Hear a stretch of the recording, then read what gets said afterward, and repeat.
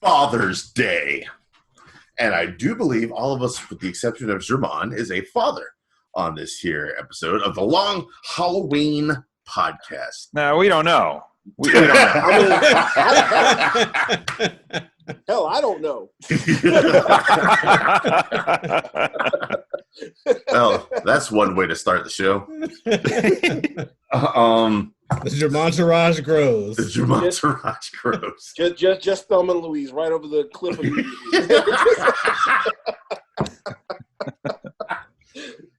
And that's an extreme reaction to finding out that you have a kid. Jesus. This is our Long Halloween podcast where we talk about issue by issue breakdown of Batman The Long Halloween. Because this is a holiday themed book. This is a holiday themed show.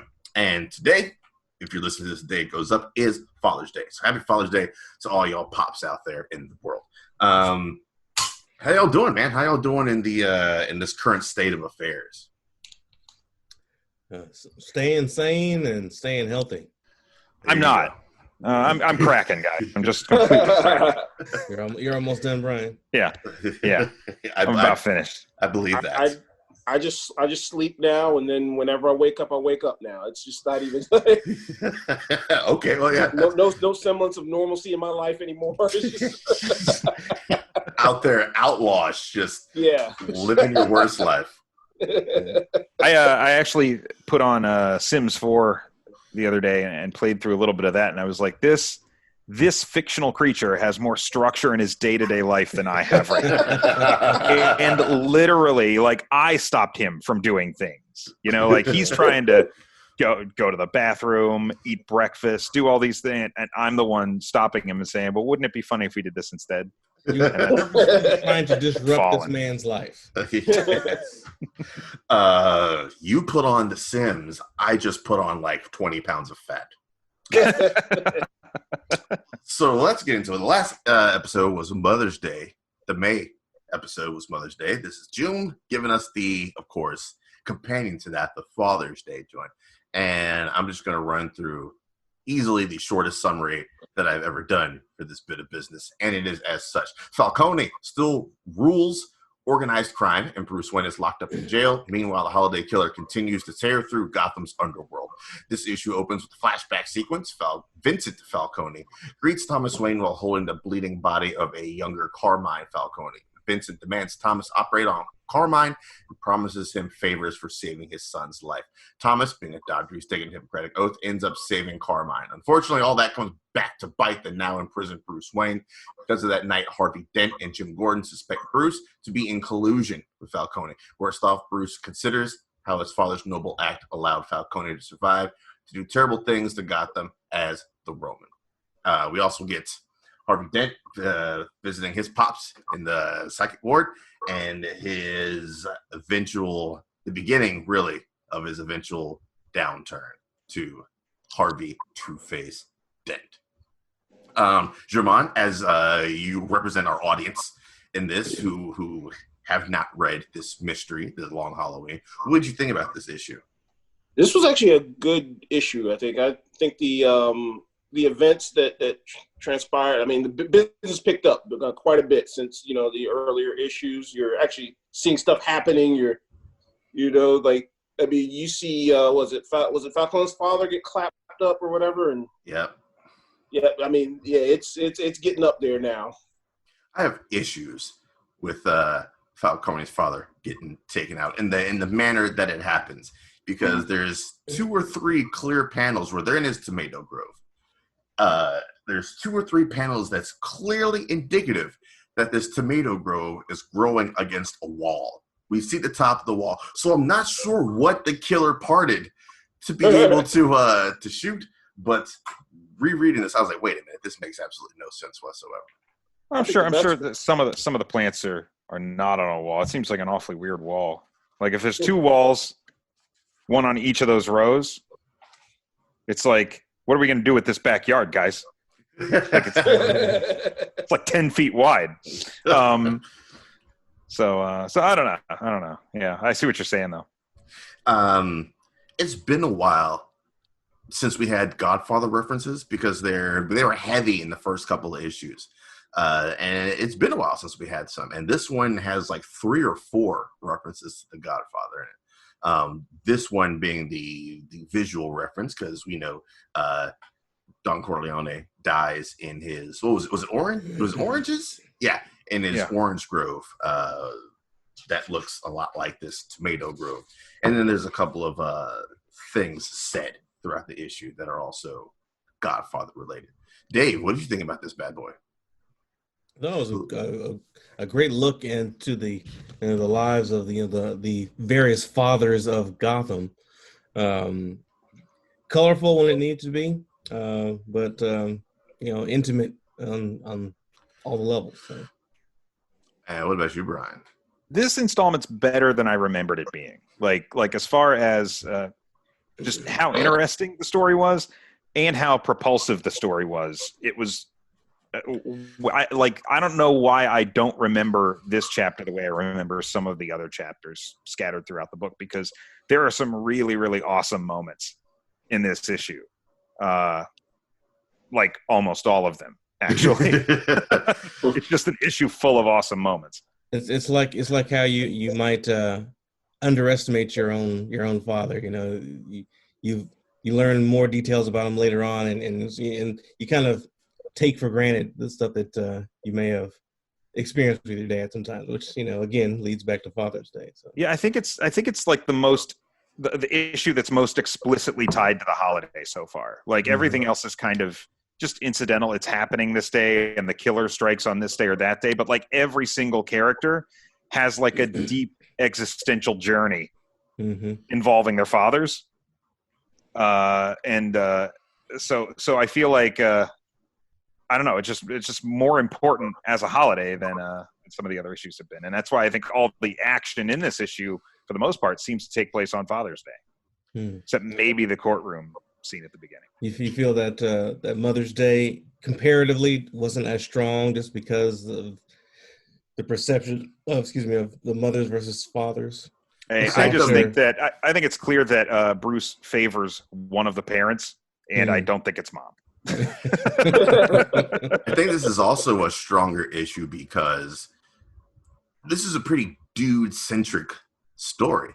Like, we only have a handful of women. We got some wives, like Dent's wife, Gordon's wife, Catwoman, daughter. Yeah, and Falcone's daughter. So that's really about it. So there's not a whole lot of relating to be done. Whereas it's more dude-centric, and they can relate, to their fathers a lot better than you can do on the Mother's Day issue. And I think even the daughters get a little moment too, as far as fathers and daughters factor in.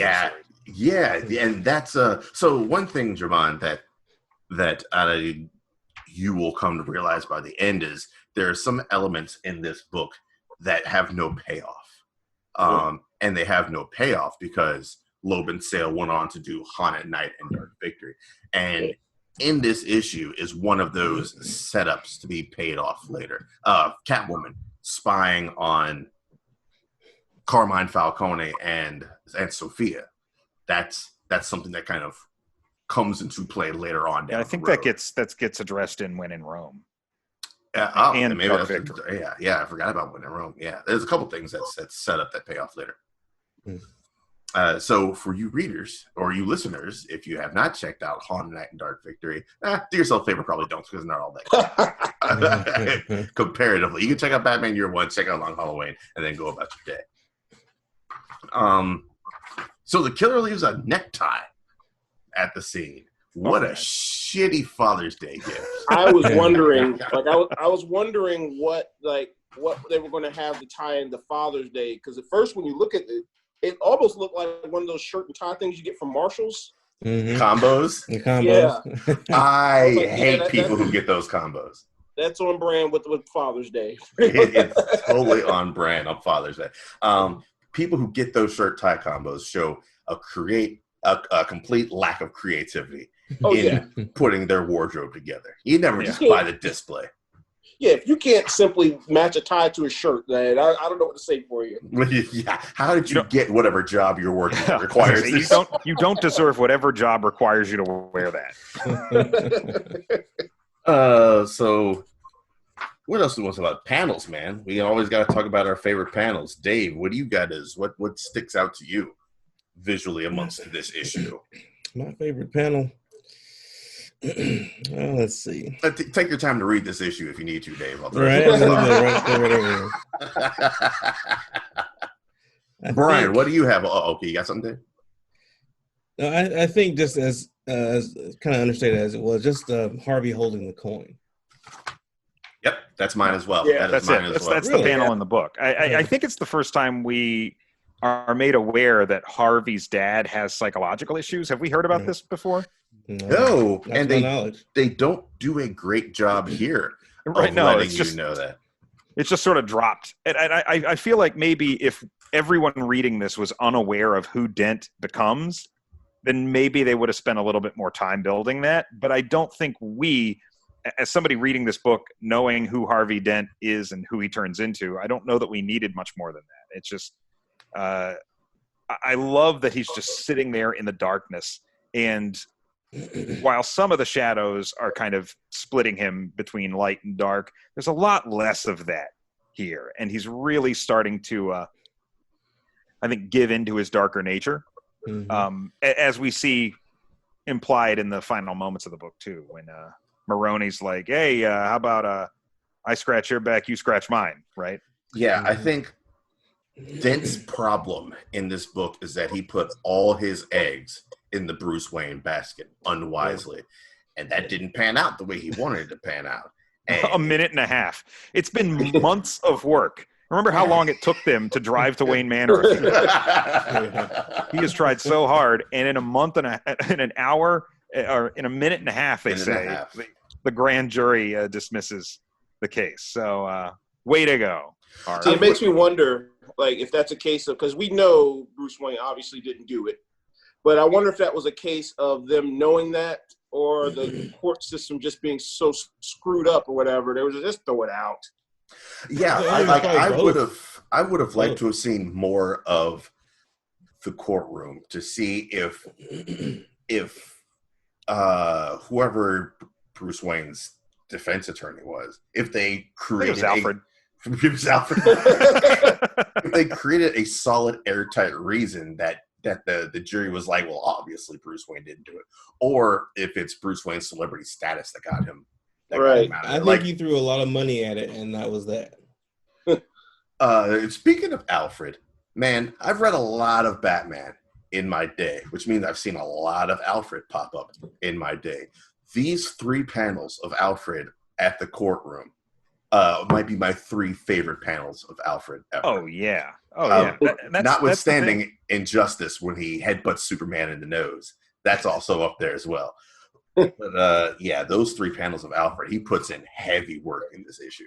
That's specifically the moment I was talking about, where it's like, I can't believe I don't have a clearer memory of this, because that is such a strong, potent moment.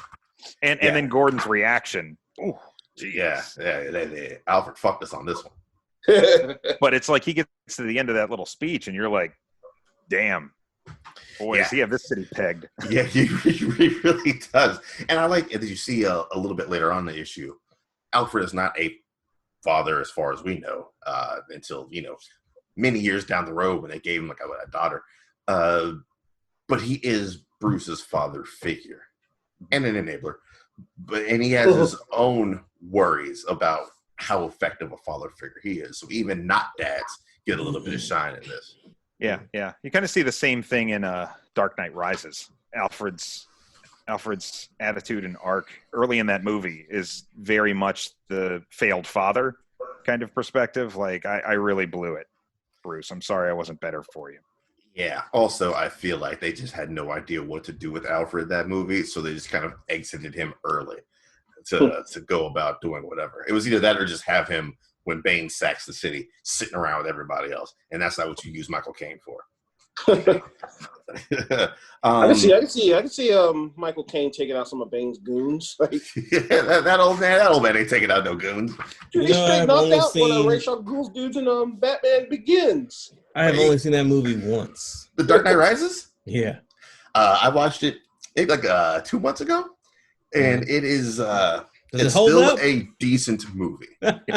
It's decent. I admire the fact that Nolan was trying to go epic with this one. Like the Dark Knight is unintentionally epic. It's just good, and that goodness is what makes that movie epic. It's just a solid movie. But he intentionally tried to go epic with the Dark Knight Rises and failed for the most part, I think. Anyways, so the killer has struck again, German. Do we what was that? It's a phone. The world? Sorry, didn't have my phone muted. My bad. The killer struck again, German. Do we have any clues, any theories, any ideas, anything stand out to you in this issue? That makes me wonder because besides the fact that Maroni apparently has shitty security that they're able to. Well, they're all dead now. He has no security left. It's like they killed all his boys. Literally, I think the last person in his circle of friends is his dad or uncle, whoever it is. But he's literally got nobody left. I think like the security is all dead. Now, it would make you think that it was, it was probably Falcone's people that had something to do with it. But like, I'm still kind of clueless right now. Like, I mean, because Dent was obviously, I don't know if this was all taking place real time, but Dent was obviously in court at the time, you would think. And granted, the case was only a minute and a half long, so he could have still had time to get out there and put in some work. Yeah. But so if it isn't Dent, then Dent should know that it can't, because if this is happening real time, then Dent should know that it can't be Bruce because Bruce has been apprehended. Yeah, so he's kind of been removed off the board. So maybe Dent should just take a second to chill the fuck out and take a look at things. So still, I don't know if they're happening simultaneously either. But that being said, there is that scene where where Harvey says, "I went and paid a visit to Dad," and if you really want to read something into it, theoretically he could be talking about Lou and making an underhanded comment about how he just clapped him. Yeah, that's also very true. Find out Dent's dad's been dead for years or something. How is Dent's dad still in the mental hospital? Everybody else is broken out. He didn't have a really cool villain name. Why can't we put Scarecrow in that mental hospital? Also, I'm glad you bring that up. That kind of solves the answer from last issue of how Scarecrow managed to get out. And you find out that Carmine Falcone set all the necessary arrangements to spring him free. And for some reason, he's hanging out with Mad Hatter, who is a Batman villain that nobody talks about. Right. The two of them are a pretty good team, I think. They're both wackadoodle in very severely wackadoodle ways. Like they strike me as people like the Riddler be like, not those two. No, I'm not. It's like he couldn't afford the A team, so he's like, well, let's see what these B's and C's could do. But first off, since he had a hand in breaking Scarecrow loose, that meant that he actually got a horse and a fake Scarecrow to go along with this. So you got a receipt for that? Follow the money. You always got to follow the money. And the question is, what does Falcone do with that horse later. Like now he's just got a horse that he has no idea what to do. These Chop his mob head off and bosses put it are a trauma or two away from ending up in Arkham. I think Sophia ate it. That was her first post-jail meal was a horse. She's got I could eat a horse. Well, good news. She's got to do something to keep those curves. It's sad. When I first saw that Scarecrow and the Mad Hatter were in cahoots or whatever, my first thought was immediately like, I hate both their stages in the Arkham games. When you get to them, that's when you get to all that acid trip fever dream stuff that I cannot stand in those games. Yeah, it's not the first time you've brought that up either. What else is going on? There's a lot of shit packed into this issue. There's a really great panel when Gordon is kind of saying goodnight to his little boy, who's got the little For Dada card, and it zooms kind of in on the box that has the tie in it, and the bottom panel on that page, as Gordon goes to take the card and the box. The close-up, it's so close that the box almost looks like a revolver chamber. Yeah, it does. Yeah, I kind of like that because it's like it just implies that Gordon just gets no peace whatsoever. Like he's at home, he's looking at his son. This is the most touching moment that he gets in probably the entire series, and we still have that looming over us. Like you don't get any relaxation. No, and also, which made no sense to me, he. A cool dad thing to do, he takes his work tie off and then puts on this tie. But it's nighttime and he just got home. So where is he wearing this tie to? It's a leisure tie. You gotta understand, like back in it's his obviously it's tie. not this doesn't take place in the 1950s, but I think a lot of it is informed from this that sort of period. And I think Gordon has an evening tie. Like Dick Van Dyke would come home and he'd have an evening tie. That's true. That's true. All right. Yeah. I need my at-home tie. I do not wear an evening tie. You don't wear. Where's my dinner? Yeah, it's after 6:00. What am I, a farmer? So one thing we need to bring attention to here is when Dent's wife, Gilda, comes down to talk to him. And Jervon, I want to get your thoughts on this. We see Dent shadowed in darkness, but then when we see things over Dent's shoulder looking at Gilda, we see that Dent's got a little workshop down there. You see what I'm talking about? Yeah. Now we have seen workshops before in this book series, and the last time we saw a workshop, we saw a shadowed figure we assume to be the Holiday Killer working on what it is that they're working on. Does that leave you with any thoughts? That's definitely a red flag there. Like I was like, what the hell is Dent doing right now with this workshop? Like that stuck out to you when you first read it? It pretty much like Dent himself, like just something obviously seems off because he's gonna eventually become Two-Face. But yeah, I was like, workshop. What is he doing with this workshop? And he just bought the house, didn't he? Like so. Well, no. I mean, they brought the house around Christmas. This is Father's Day, so it's been 6 months. Yeah, that's true. Yeah. I wonder if was he looking for something like that where he can build a workshop so he can do his work more efficiently. Okay, right on. So if you had a hierarchy, who is your number one suspect of who the Holiday Killer is right now? I mean, it's still looking too close to Dent right now. I would even put I could even possibly put Falcone's daughter in there. Well, you can't because remember she just got out of jail a couple of issues ago. Oh yeah, that is true. That's a pretty good alibi. That was one thing I know because I noticed like earlier in the issue. Prisons. It's kind of the best. Airtight. Yeah. But we did see Dent in a workshop in the very, very first issue too, like in his old blowed up house, and it looked vaguely similar. So I'm thinking much like Dent and Gordon and all these guys go to the same like cheapo Family Dollar and buy the trinkets that Holiday's buying. Mm-hmm. So they have the same snow globe and they have the same cornucopia, whatever. I think they all just went to like Lowe's and bought the exact same workbench. Gotham Hardware has cornered the market. They're like a Walmart in a cul-de-sac. They just they got everything right there. Smart pawn shop, all it's a one-stop shop is what it is. One-stop shop. Who knows? They could have bought their saws all the same time. They're in the store with the killer and had no idea. They're just all in line. Everyone knows you buy in bulk. Everybody knows you buy in bulk.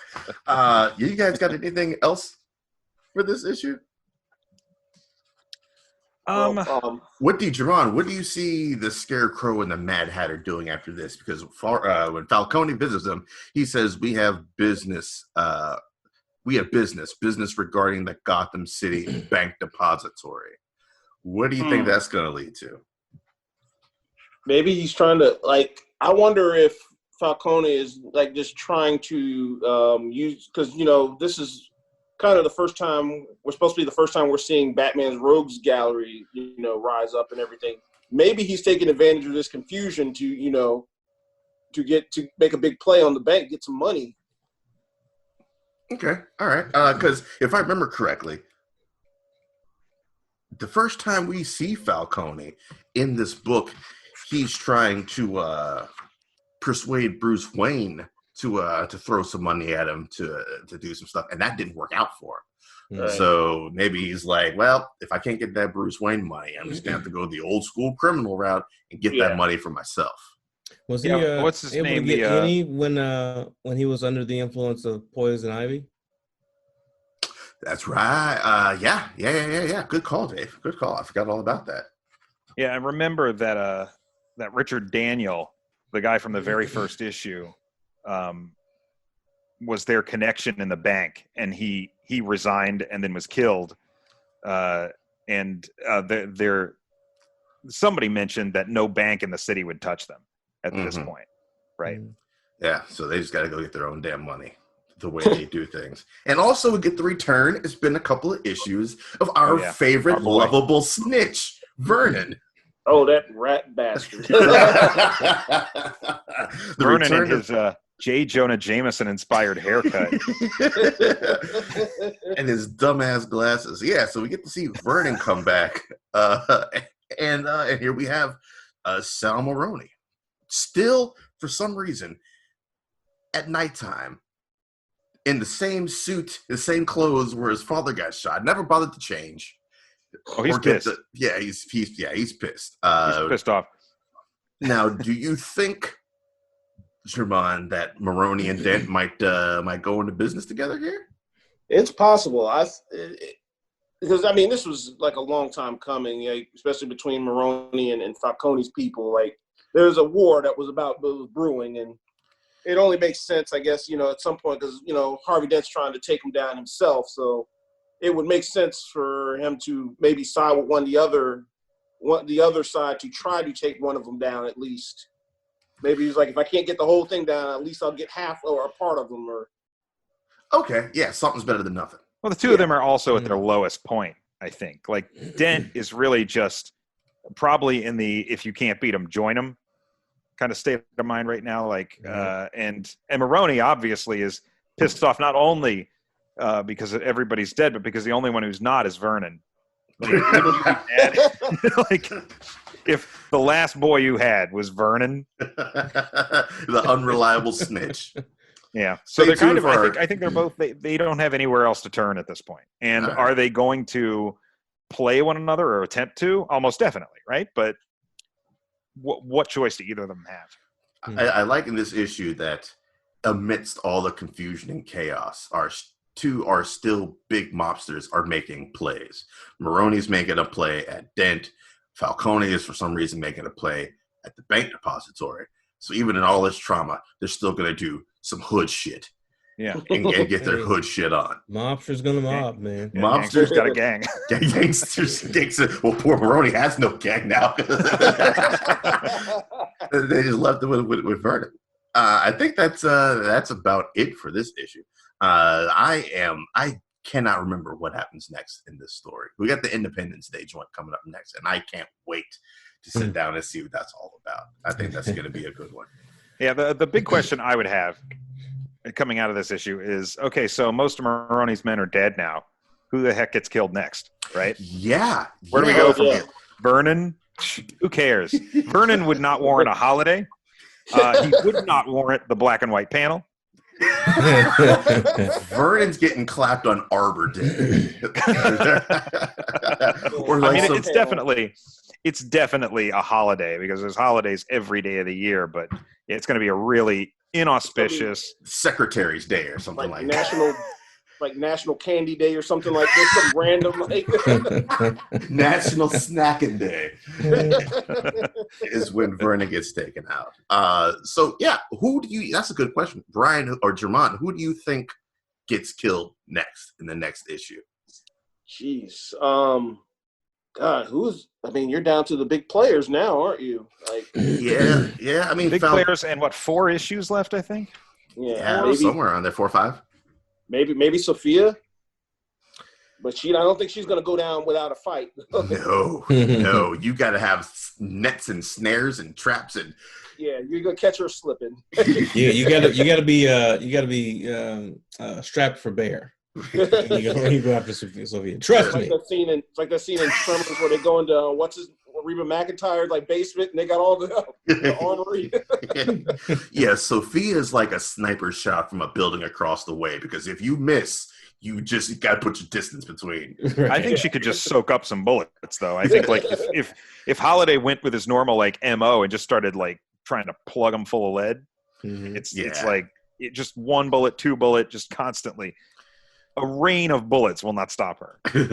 Right on. She's going to keep lumbering forward towards you. Do you think it might be Sophia that gets taken out next there, Jamon? I'm thinking she might be the next victim there. Okay, right on. Yeah, we are pretty much down to.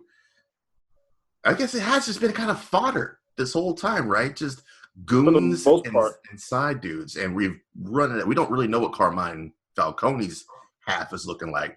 We know Maroni's out of dues. I guess maybe if Falcone's out of dues, that's why he's going to Scarecrow and the Mad Hatter. Mm-hmm. Yeah, possible. But yeah, we're pretty much down to the big players now. So that's going to be interesting. So Father's Day, man.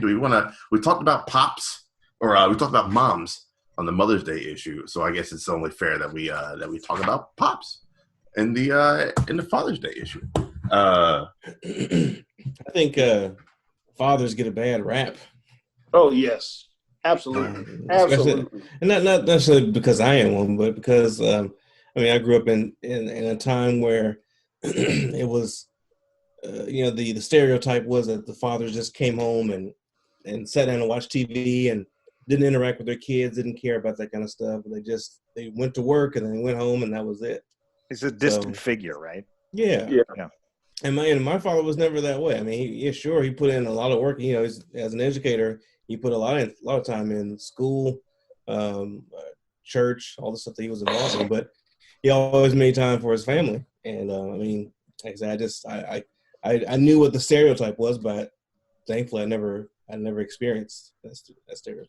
So my dad's a good dude, and I learned as time goes on that he's right in so many ways. Yeah, I definitely got my, frankly, unhealthy workaholic gene from my pops. My pops was military for a good portion of my life, and he took that shit serious. Like he was an officer, he was in charge of people. Civil engineering is what he did. So he was kind of in charge of making sure shit functioned on the base. If something broke, something fucked up, he knew about it.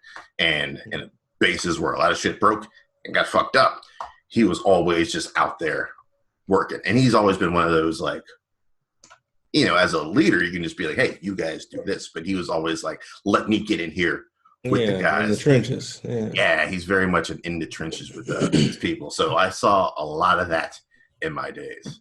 And I definitely got that. And then he went on to just make his own contracting company where he did that.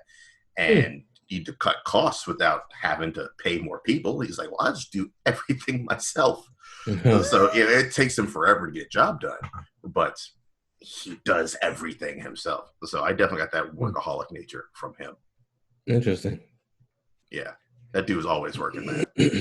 I can't think of a time that dude's not working. He retired. He retired for about 3 weeks, and then he went right back to doing his job.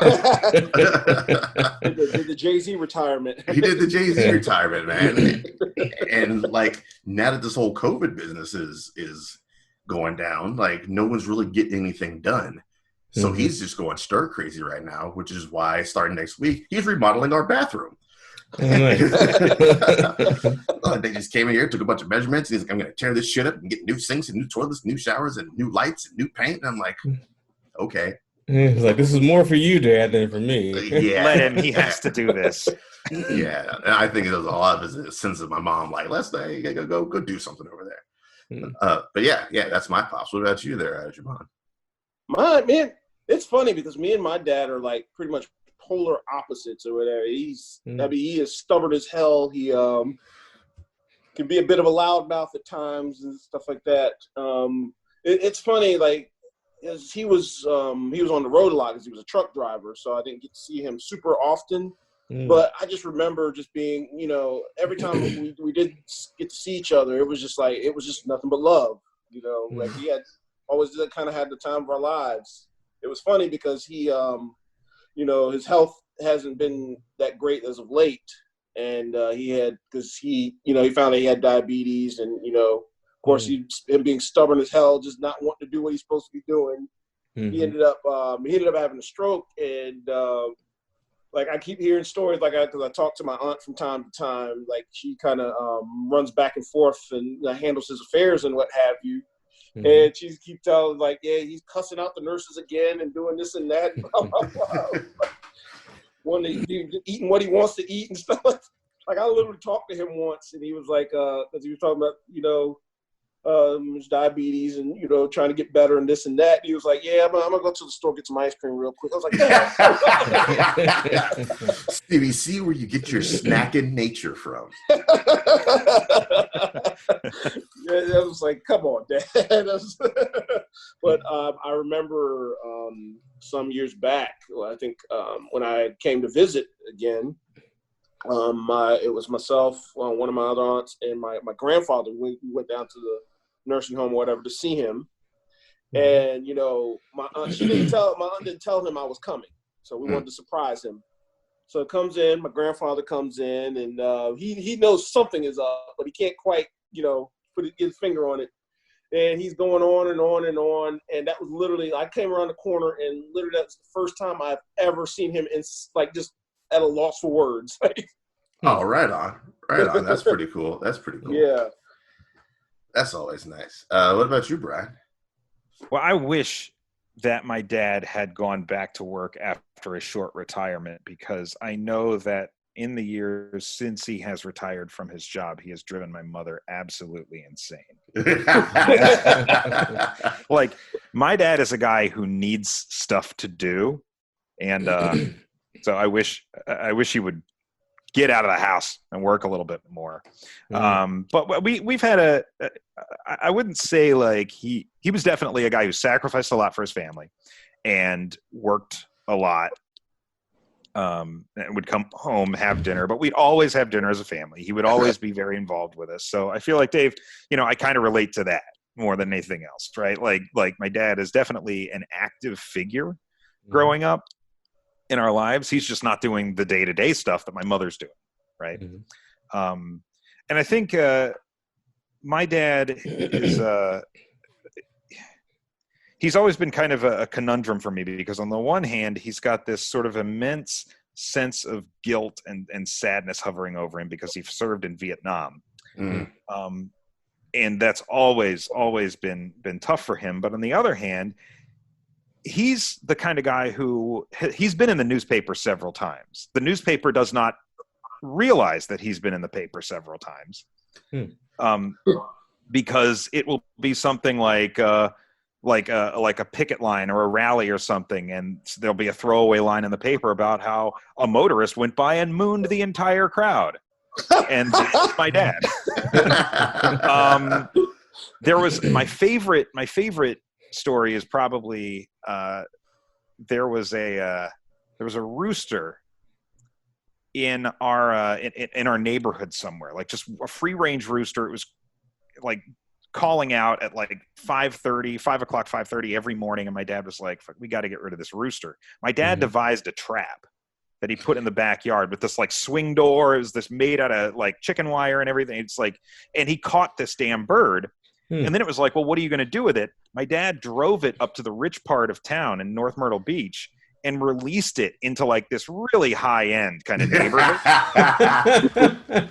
And like a week later in the newspaper, there's all this shit about this rooster that's just plaguing this North Myrtle Beach neighborhood. And my dad like had a clipping on his wall in his shed, like that newspaper clipping's up there. Cause it's like, he's the one who did that. And I was like, Dad, you know, if you were really thinking this through, you would have gone in and be, because the newspaper was like, they've had people come in to trap it. No one's had any luck. I was like, you've done this once. Offer your services.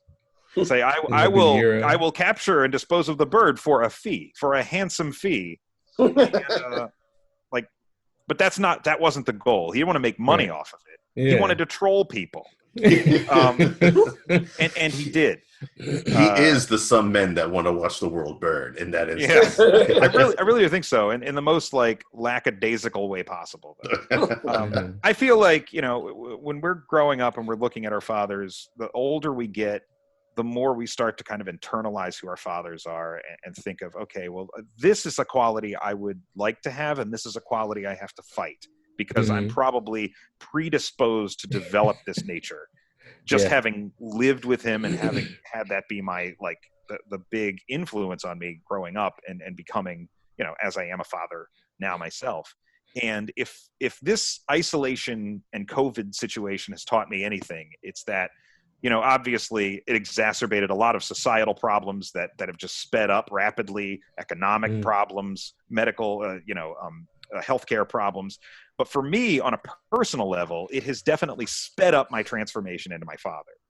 Because my dad is the kind of guy who will forego watching a consistent new TV show in favor of flipping channels or watching something from 50 years ago. And I swear to God, most of my nights now are spent on like H&I television watching 5 hours of Star Trek.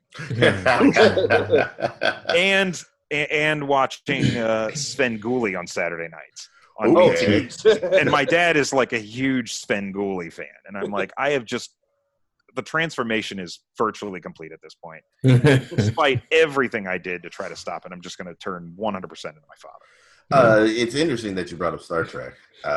When I do go into work, there's 3 of us there, maybe, and we have giant TVs. And since I control the TVs at work, I usually have all sorts of things up. And BBC America, God bless them, do they love The Next Generation. And that shit runs for hours. And I've said for years that it's surprising how much my dad reminds me of Captain Picard. Wow. Because I've seen him operate much like Picard in very Picardish type ways. Like my pops can be a pretty diplomatic person at times, and that's kind of what Picard was known for. He was quote unquote the great diplomat of the Star Trek world. And on the rare times he does have people come in and help him with projects and jobs, he handles it very much like Picard. Whereas Kirk was like, make a decision on the fly. Picard was like, hey, let's sit down in conference and talk about this and develop some plans and solutions to figure out how to beat this thing. And that's pretty much how my dad operates. Like, all right, everybody stop working. We have this task that we need to find a way to surmount. What's the best way to do this? And, you know, the painter guy's like, we could do this. And then like the toilet guy is like, oh, we the plumbing guy, like, oh, we could handle it like this. And all day he takes all the input, and then he tries to implement the best plan based off of the input that they give him. And then he's like, evacuate the ship. I'll just do it myself. There are definitely a couple of times where he just took everything that they gave him and tossed it out the window. And he's like, I still think this is the best way to do it. But he still goes that distance to try and get the opinions of, because he's knowledgeable about a lot of shit when it comes to like working with his hands. but he's all that. He's like the jack of all trades, master of none. So when he knows a shit ton about electrical engineering, but he still will call in the electrical engineer who just knows nothing but electrical engineering and get that kind of shit, that kind of information. It's kind of how the way a president and the cabinet should work. All right. Yeah. Get people who are experts in those fields to run those fields. Yeah. Listen to them. and listen to them. Yeah, not just people who donated handsomely to your cabinet. But yeah, I think my dad exists somewhere in this space between Andy Taylor, the character he played on the show, and Al Bundy. Like there's some sort of Venn diagram of the two of them, and right there in the center where the circles overlap is my father. Okay, right on. Like he's trying desperately to be like the old school, let's go down to the fishing hole kind of dad, but he's trying to do it in a modern society that drags him down eventually to this level of just desperation that an Al Bundy might possess. So yeah. One of the many things I like about my dad is that he's kind of unpredictable in some of the interests that he's had. You know, he was the one that would be waking me up on Saturday mornings to watch Thundarr the Barbarian cartoons, you know, and oh wow, that kind of stuff. You know, so he's exposed me to a lot of stuff over the years, and yeah, he identifies as a Christian, a Baptist Christian, and he lives his life the way he feels that he lives by a code. I think all of our dads have some code that they live by. I think all you guys have a code that you live by too. So it is interesting to see him live his life and just be unrelenting in that fashion of trying to treat people with respect and doing what it can to help people. So that's I've learned a lot from him, you know. So. I remember the greatest piece of advice my dad gave me. It wasn't like he sat me down and had this serious talk. It was just the most offhanded part of like a different conversation we were having, like walking in the mall. I can't remember what the subject was. And he goes, and that's also why you never run from a fat cop. And like, I understood immediately what he meant by that. And I was just like, oh, they're not going to chase you. They're just going to shoot you. And sure enough, boy, has he been right. Right. Lord, he called it. Yeah. Like 1991, he nailed that shit down. Yeah, and I think that's by far been I haven't gotten a lot of advice from him. I've just learned by watching him do a lot of things. Yeah. But that piece of advice is fucking gold. I don't care who you are. That's the one that I will take to my grave.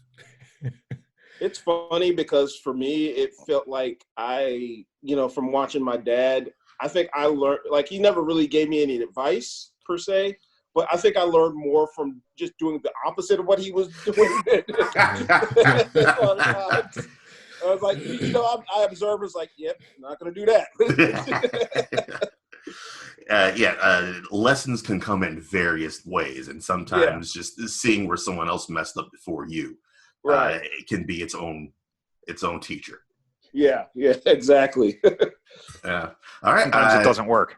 Sometimes it doesn't work. You can be as knowledgeable, and it doesn't work. Guys. You just got to fail sometimes. And my dad was quite okay with letting me fail at things. And he's like, experience is just going to be sometimes your greatest teacher. And sure enough, he's been right. He's been right. He's nailed me down on quite a few things. And he's like, you'll find out. And I'm like, 10 years down the road, I'm like, shit, he was right. How did he know? How did he know? Oh, that's right. That's because he's years older than I am. He's already been through this shit. All right. You guys got anything else, man? I think that can wrap up this bad boy. Learn to match your shirt with your tie, man. Don't buy none of that shit from Marshalls. Yeah. But don't wear them at night. Don't get out of the tie when you get home, guys. Don't put a new tie on. You know what? That's quality advice right there. Next episode, man, July 4th, we will have our Independence Day episode going up. So be on the lookout for that. If this is your first episode of Long Halloween, I'm not sure why you decided to hop in here, but go back and listen to the past joints. It's usually pretty cheap on Comixology. Go ahead, pick it up, read yourself a comic book, man. This is a fun little murder mystery that we've been having. we've been talking about all year long. So go ahead and check that out. Get ready for Independence Day here in a couple of weeks. And I guess we'll find some new business to talk about Independence Day wise. Until then, you guys take it easy, and we will see you in a few short weeks. Take care, Have a good gentlemen. one.